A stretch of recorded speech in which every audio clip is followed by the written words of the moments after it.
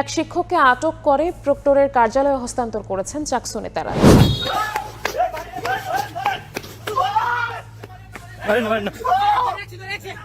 চট্টগ্রাম বিশ্ববিদ্যালয়ে এক শিক্ষককে শারীরিক হেনস্থার পর টেনে হিচড়ে প্রক্টর কার্যালয়ে নিয়ে যাওয়া হয়েছে। আমি ছিলামও না, বিশ্ববিদ্যালয়েও ছিলাম না ওই দিন। এটা তো আমার কোনো হতে পারে না। আমি পারি কি পারি না, আমার মনে হয় এটা যে কর্তৃপক্ষ আমাকে ডিউটি দিয়েছে তাদেরকে জিজ্ঞেস করা উচিত বিষয়টা কেন দিয়েছে। 5 তারিখের পরে আপনারা দেখেছেন এর বিরুদ্ধে আমি রুমিন ফারহানা দলে থাকা অবস্থায় কথা বলছি।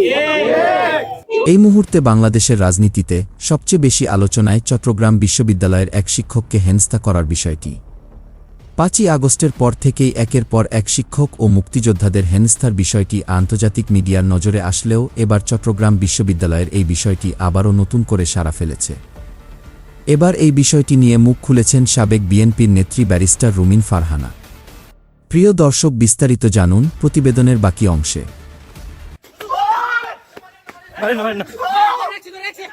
চট্টগ্রাম বিশ্ববিদ্যালয়ে এক শিক্ষককে শারীরিক হেনস্থার পর টেনে হিচড়ে প্রক্টর কার্যালয়ে নিয়ে যাওয়া হয়েছে। শনিবার দুপুর 12টার দিকে বিশ্ববিদ্যালয়ের আইন অনুষদের সামনে চাকসুর 4 নেতার নেতৃত্বে ওই শিক্ষককে পরীক্ষা কেন্দ্র থেকে তাড়া করে নিয়ে যাওয়া হয়। এ সময় শিক্ষকের মুঠো ফোনেও তল্লাশি চালানো হয়। স্নাতক প্রথম বর্ষের ভর্তি পরীক্ষার দায়িত্ব পালন করতে ক্যাম্পাসে এসেছিলেন এই শিক্ষক। এই ঘটনার একটি ভিডিও সামাজিক যোগাযোগ মাধ্যম ফেসবুকে ছড়িয়ে পড়েছে।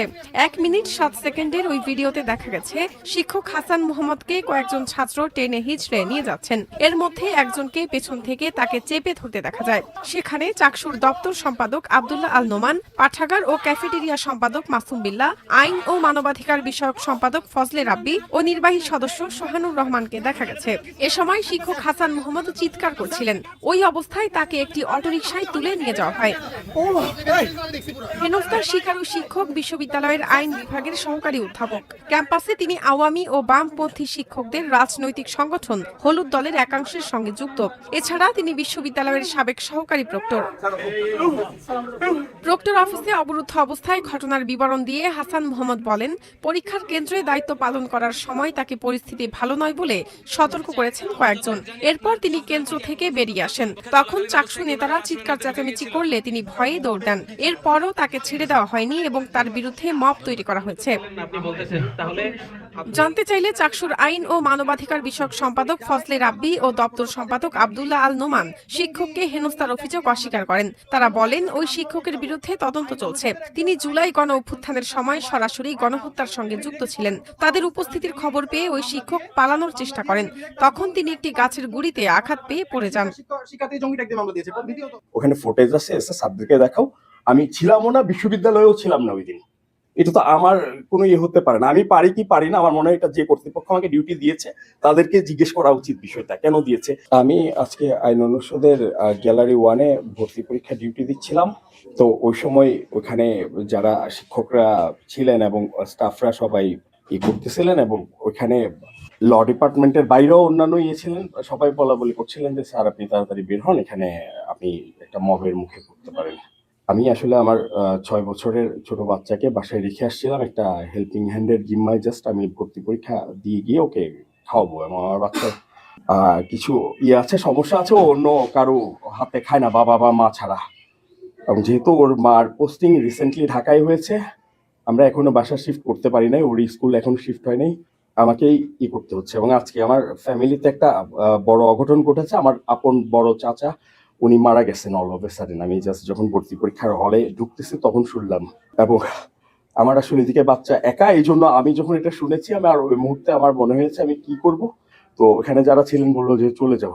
আমি জাস্ট বের হলাম, তো চিৎকার চেঁচামেচি শুনে আমি জাস্ট মানে দিকবিদিক হয়ে গেছি এবং আমি তাড়াতাড়ি চলে যেতে চাইলাম, বাট পিছনে অনেকে দৌড়ে আসছে এবং ওই মুহূর্তে আমি আসলে খুবই আতঙ্কিত হয়ে পড়ে আমি করতে গেলাম, তাড়াতাড়ি চলে যেতে চাইলাম। কিন্তু আমি জাস্ট ওখান থেকে বের হয়ে 2 নাম্বার গেটের ওখানে আমার একজন কলিগের বাসা দেখে আমি ভাবছি যে ওনাদের এখানে গিয়ে আশ্রয় নিই, কিন্তু আমি বাসার গেটে যাওয়ার কাছাকাছি মানে আমাকে বেশ কয়েকজন ধরে ফেলেছে।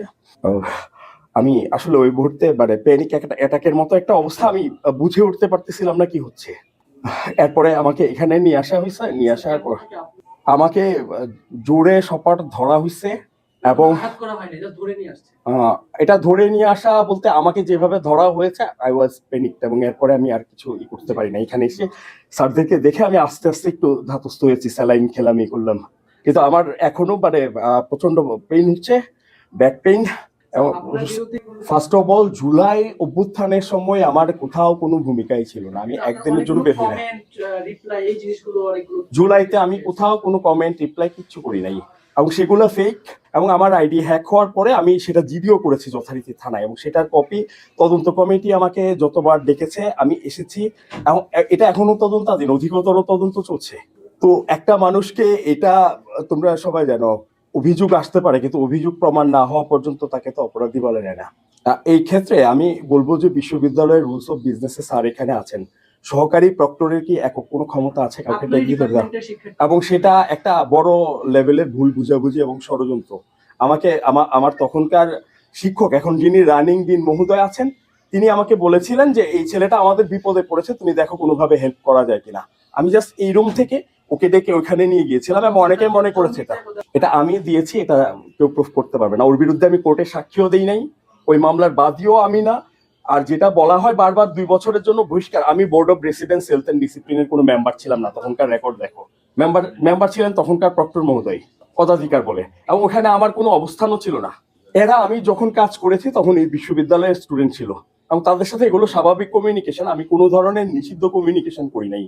কেউ হয়তো বলছে স্যার এটা আপনার কারণে হয়েছে, আমি সুন্দর করে বুঝিয়ে বলে দিয়েছি আমার কারণে হয় নাই। এখন তুমি যদি আমাকে নক করো, আমার সাথে তোমারও নাম্বার থাকতে পারে, কিন্তু আমার কি আদৌ কোনো এরকম ইয়ে ছিল যে আমি কোনো নির্দেশনা দিয়েছি, এ করেছি, এ ধরনের কোনো ঘটনা ঘটে নাই। একটা ফেক আইডিও পাওয়া গেছে। ওটা ফেক আইডি না, ফোনটা আমি আমার ফ্যামিলির, আমার যেহেতু ওই ফোনটা চার্জ থাকে না, আমি এটা নিয়ে আসছি। ওইটা থেকে কোনো ধরনের কনভারসেশন করা হয় নাই। নীল দল না, এখানে কোনো নীল দল নেই। অভিযোগ রয়েছে আপনি সেখানে ছিলেন, এটা আমি সেখানে ছিলাম না, যদি কেউ প্রমাণ করতে পারে আমি ছিলাম, ওখানে ফুটেজ আছে, এসে সাবজেক্টকে দেখাও। আমি ছিলামও না, বিশ্ববিদ্যালয়েও ছিলাম না ওই দিন।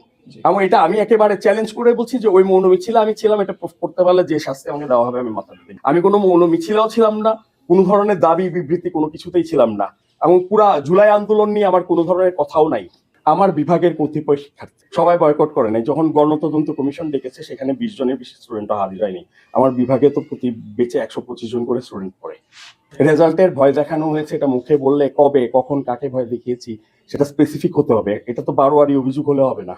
এবং আমার বিরুদ্ধে যে অভিযোগ আনয়ন করা হয়েছে, একক হস্তে 198 জনের সিগনেচার দেওয়া হয়েছে, এবং সেখানে এমন লোকজনেরও সিগনেচার আছে যারা আমার এক বেদ জুনিয়র সিনিয়র, যাদেরকে আমি কোনোদিন পড়াই নাই। তো তারা কিভাবে আমার একাডেমিক এ সম্পর্কে জানলো?